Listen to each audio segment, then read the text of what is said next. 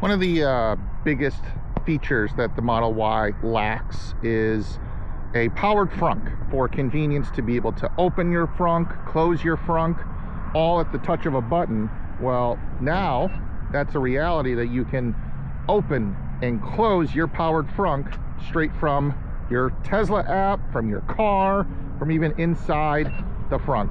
So stay tuned as we walk through what the process is to install this thing, how to use it.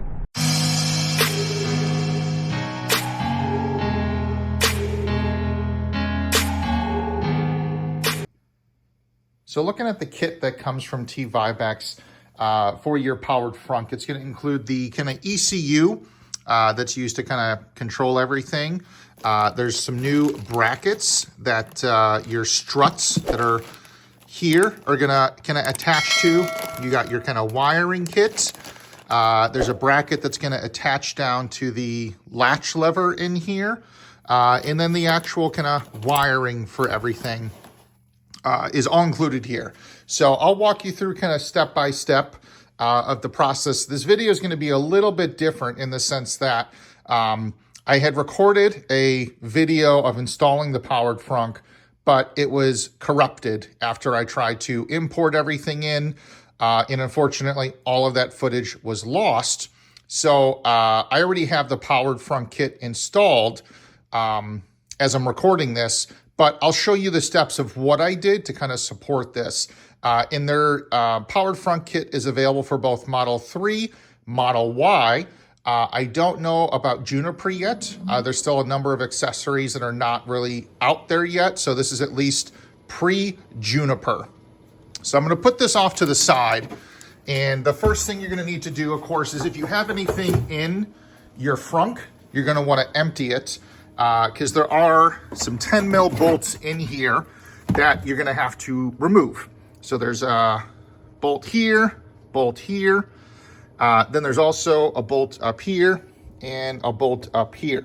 I'm gonna do kind of a quick vacuum job to get some of this sand out. We haven't really cleaned this out since we've been using this.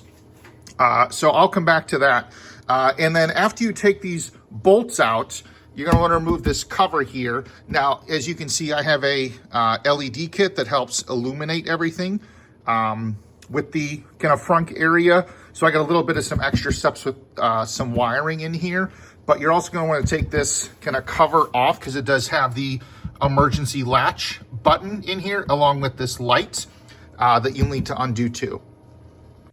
So I've undone the 2 front bolts, the 2 rear bolts, and I just put all 4 of them there. The way that this panel pops on, let me change the camera angle here, make it a little bit easier. So this is the top of the car. There's 3 push pins. So I kind of lift it forward. You can see one there, one in the middle, one on the right side. And then at the bottom, it just kind of slides in. So undo the top portion first, then this can slide up. And then in the back here, I have some extra wiring for the Frunk LED kit. You won't have that unless you have that installed. But there's this kind of connection here that plugs into here. You can just unplug that to make it easier for your life, so you don't have to deal with it. And then you can actually take off the top part here that covers. This just snaps into position. There's no clips. So let me get a good grip over here. Kind of hard with one hand, but there we go. That side.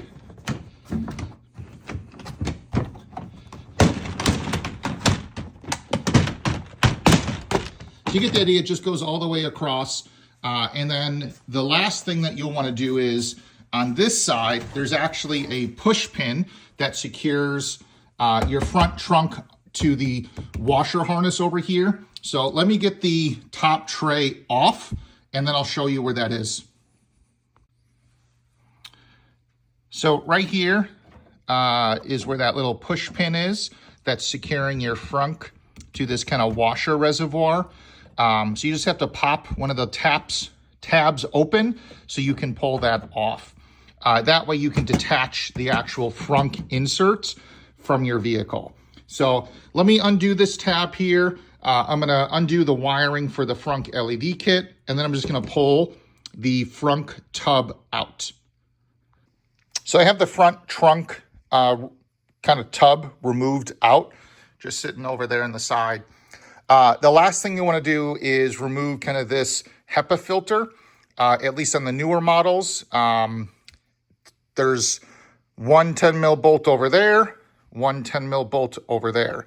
So I'm gonna undo those, and then this just again lifts off because we're gonna need access to the battery to be able to attach some wiring to power the ECU.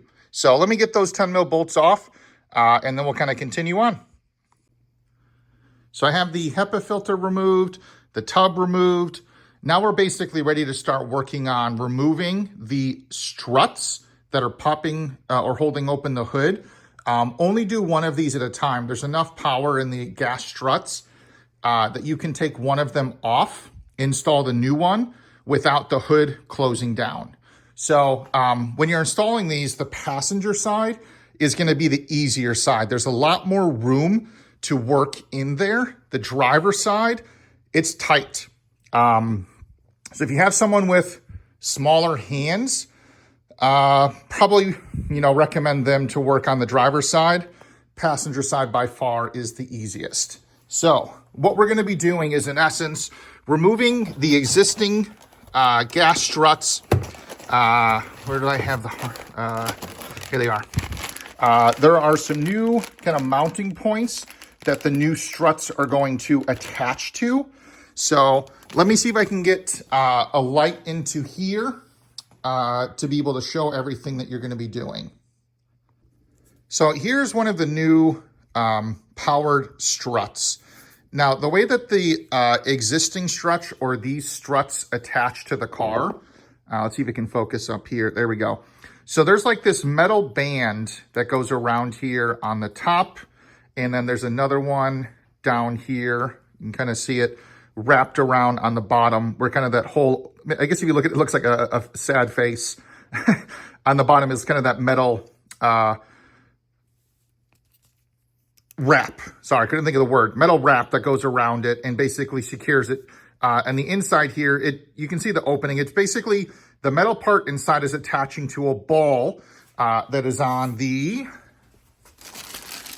new faceplate. You can kind of see it right here where my thumb is. So that is attaching to this point, and then it's attaching to a similar point on the hood.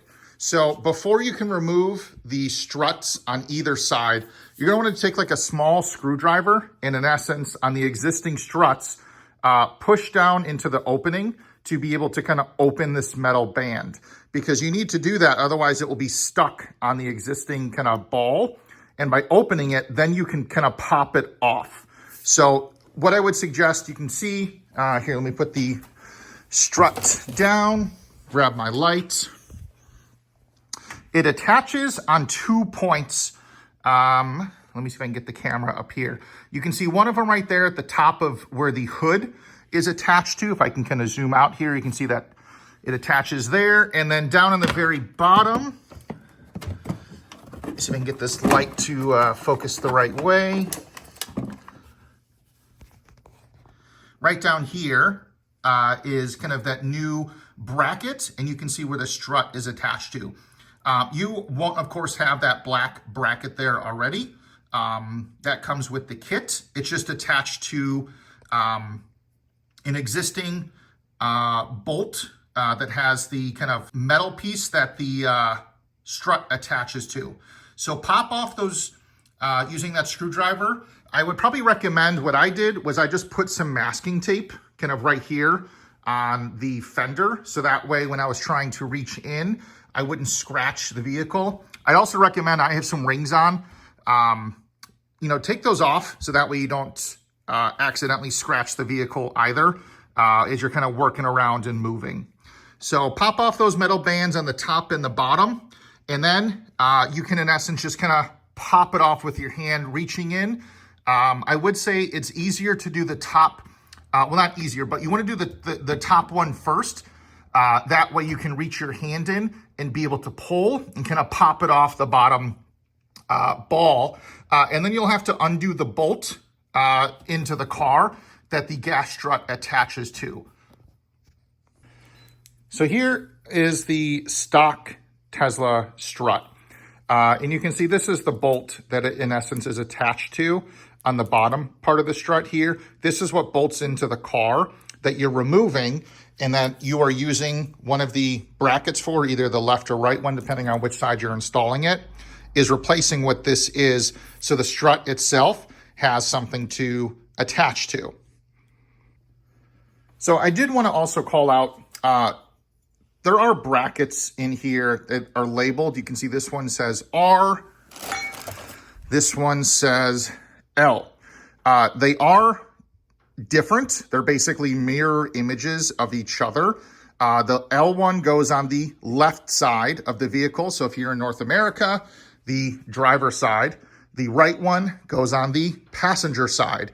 And these are basically going to mount in where the metal piece that is bent right here is going to be on the bottom, and then is going to mount in essence this way for the left side, and then this way for the right side. There is new hardware that is also in the kit. You can see it here. There is this black bolt. There's two of them that come in the kit. That's what you're going to basically secure the bracket to the vehicle with. So again, as you can see here, I can get a good camera angle and get it to focus. Maybe. There we go, down there. You can see that bracket, and it has those bottom pieces that are bent to help basically secure it to the vehicle. And maybe if we can get a camera angle there, you can see the front piece is basically resting against the frame of kind of this strut tower here that everything is on. So pop off the struts, do one at a time, then secure it onto the ball on each side. And then after you secure it, don't forget, if I can grab the strut here, don't forget to push in the metal clip. If it can focus, maybe, there we go.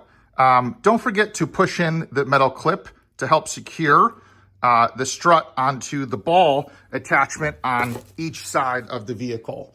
So as you can see again here, there's a lot more room on the passenger side that you can reach your hand in to do things, wiggling around different avenues to be able to reach into here. The driver side, let me move the lights. Not as much room. So you can even see, if I can focus, there we go. A lot more room underneath kind of this plastic shroud. On the driver side, not as much room. It's not as particularly easy or fun to be able to do this side, at least for me. But again, if I can focus down here, maybe if I can get some light. So there's the bottom bracket bolted in, the strut attached to it, bracket how it sits, and then how it is mounted onto the hood. Maybe if it can focus right over there. There it goes. So both sides are basically done. And then there's wiring that's going to be attached to each strut. Because of course they're going to be powered and triggered by using either the button in your car to open the frunk, or on your phone app to be able to do it, or via the emergency release button. So just run your wiring. Let me see if I can show a picture here. So this wire that I'm wiggling is what is attached down to the bottom of the shock. You can see I just have it running over kind of the strut tower here. This is it right here, this one. And then I just have it kind of coming into this, let me move the light here, this general area next to the manifold.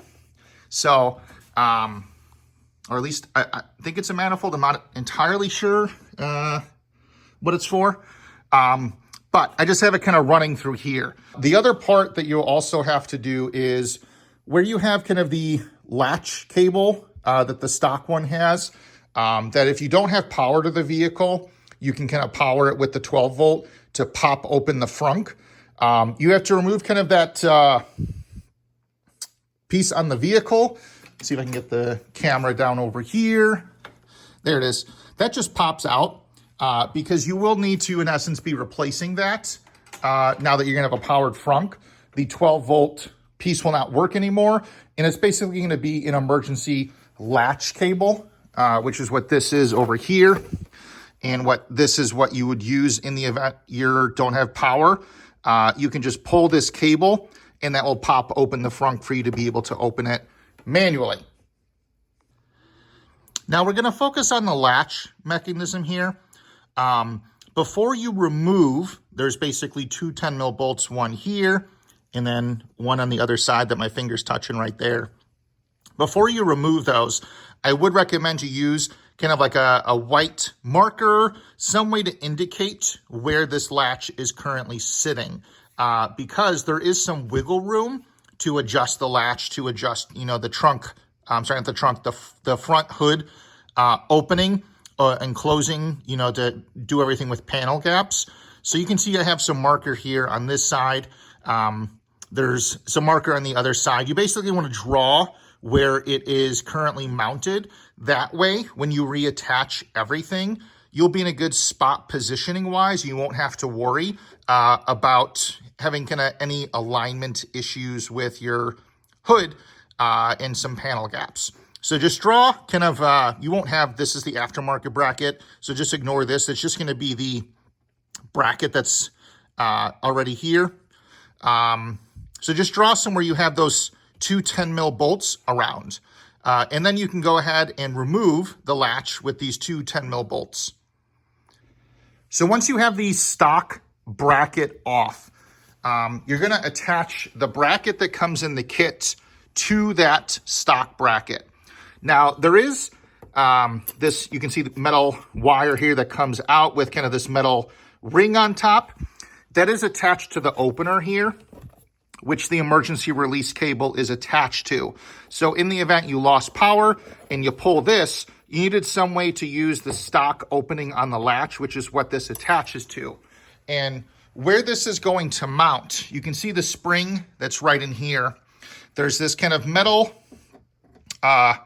knob that's sticking out, and then that circular ring is gonna attach to it. I'll see if I can find some other footage online that shows how to attach the brackets together and kind of insert that here, because you do have to also remove the spring, which is easy to do. But that's all going to kind of mount all together and get secured onto there.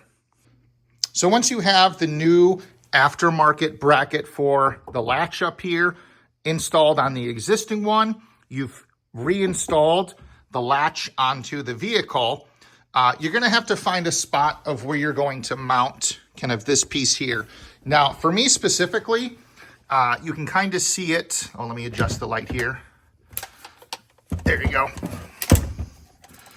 I just have mine over here, and I have it zip tied down. So it's pretty well secured into here. I don't know if you can see, but I'm tugging on it and it's not really moving. So I have that secured in here, and here's just a really long zip tie that I can probably cut off now that that's on there. And I have some of the wiring coming through down here. You can see the latch cable is kind of all over here. I have some wiring kind of zip tied over here for the big bundle. And then for the ECU, I have mine zip tied down. Let me adjust the phone here. Zip tied onto one of these hoses for wiring. The kit does come with some double-sided kind of foam adhesive. I tried using that when I installed mine originally to basically be secured over here, and it didn't hold very well. And I'm assuming it was maybe humidity, vibrations. It just kind of failed and then was just bouncing around. So I found it better to attach it to one of the hoses and then just zip tie it in place. It's not going to go anywhere when that's done, but just kind of some tips of where at least I mounted everything to hold it all together. So let's talk about wiring. You're going to have the main ECU and the large wiring harness that's going to plug into that. Off of there, let me look at the actual wiring harness here. So this is that main plug. Then you're going to have, in essence, two, let me see if I can get it here. Ignore that one wire. Two plugs for each side of these struts. There's one set. Here is another set. Then you're going to have some additional wiring here. These pieces. One of those is going to attach to the speaker, which is this one here. One of them is going to attach to the power wire with the fuse, which is going to be, I believe, this one. Can only plug in one way. So that bigger one there, that one's going to go for there. The smaller one for the speaker. Then you have a bunch of other wires here. One of these is going to plug into the, let's see if I can find it. It might be one of those. Let me double check. The actual, let me turn the camera around here. The opener here, D8, and then I have D7. Let's see if I can find that one here. This is 6. So here is 7. That's right there. And then I think I just saw, what's it, D8 is right over here, which is just basically a splitter that you're going to plug in to the existing wiring harness is going to plug into this one. And then the other end is going to plug into the existing connection. And then you're basically left with only a few more connections. One of them is a ground wire. I'll show you where that plugs in. And then you have kind of this brown cable here. So let me show you where both of those are. So for the ground connection, you can see I have mine connected right over there. And then down, let me see if I can get the light turned around. So you can see the wire running underneath here. That's going to plug in over to this connection over here. Oh, this is D6. Where did I have it plugged into? I think it's right down over here. Let me look and find it, and I'll come right back. I should have just stayed here. The brown cable is just going to plug into this port on this power mechanism here. That's just going to plug in. So that kind of covers the wiring of the different pieces in here. Feel free to drop any questions below. I know it's a lot of cables, but it's not that hard to kind of trace where everything is going to plug in into the vehicle. So once you have struts installed, you got everything bolted back on. For the latch, you got your ECU secured somewhere over there. You got the power for everything kind of secured over to here, or kind of wherever makes sense for you. I would then work on cable management, because there are a lot of zip ties in here, and some of these cables are pretty long. So I just have a bunch of bundles. You can see right over here, I got some wiring. Over here, I got some wiring. Down by the ECU over here. Just zip tie it and keep it out of the way. You're going to have your Frunk tub in here anyways, kind of covering a lot of the cables. So it's not necessarily for aesthetics, but rather functionality, that when your car hood is opening and closing, you're not going to have anything getting pinched. Or when you're driving the vehicle, you don't have anything rattling around with the potential for it to get pinched somewhere, or worst case scenario, kind of break. And then the last thing is the actual power from the battery. So at least on mine, the new lithium ion, there's a battery post under here. Let's see if I can get this pulled off. And it just kind of plugs onto there. They include the nut. So in the event you don't have the nut on your battery post, you can use the new nut that comes in the kit to help tighten down and secure everything. And it's just kind of then out of the way. I have a couple other accessories that are plugged into there, which is why you see some extra cables. But if you have a 12-volt battery, you can attach it to the battery post that they have for that. So once you have all your battery connections made, you can actually test everything to see if it works. So I'll get out of the way here. And I'm going to, for me at least, I'm going to reassemble everything now that that's all done, because I know mine is working. But you can test yours. And when you're testing it, you'll see, in essence, that the the hood is going to close down. There are some adjustments that you can make. So in the event, there's maybe it's too low and there's a noticeable difference between the fender and the hood, there are some of these that are on here that you can just kind of move around and tighten and loosen to adjust, because the rubber pieces here are in essence landing on this one over here, this post, and then this post over here. So you can make some slight adjustments. Alternatively, the 10 mil bolts here, you can slightly loosen it and then either raise or lower it on each side, depending on what you need to adjust. So with the powered frunk, you can use 3 different ways to kind of control it. One of them is with the actual screen. So I'm just going to hit the open frunk button. You can see it pops open the frunk. You can press the same button to close it. And it's being sent down. The other way is with inside the frunk. So let me walk over here. There's this emergency release button in here that would normally kind of pop it open. You can just press this, which just has the light on it, the beep, and that again will close it. And then the last way is just using your phone. So using your phone to press the open front button does the same exact thing that pressing this button does, or the one inside the frunk.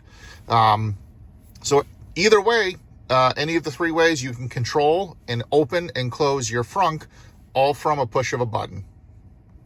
So thanks again to TVIBEX for sending out this powered frunk, so I can kind of walk you through how to install it up there, the different kind of ways you can open your powered frunk using your phone, your screen, or kind of the button within there. I'll put a link to the powered frunk in the description below, as well as a discount code to save you a few bucks. Thanks again for watching. This was Matt with My Model Y Adventure.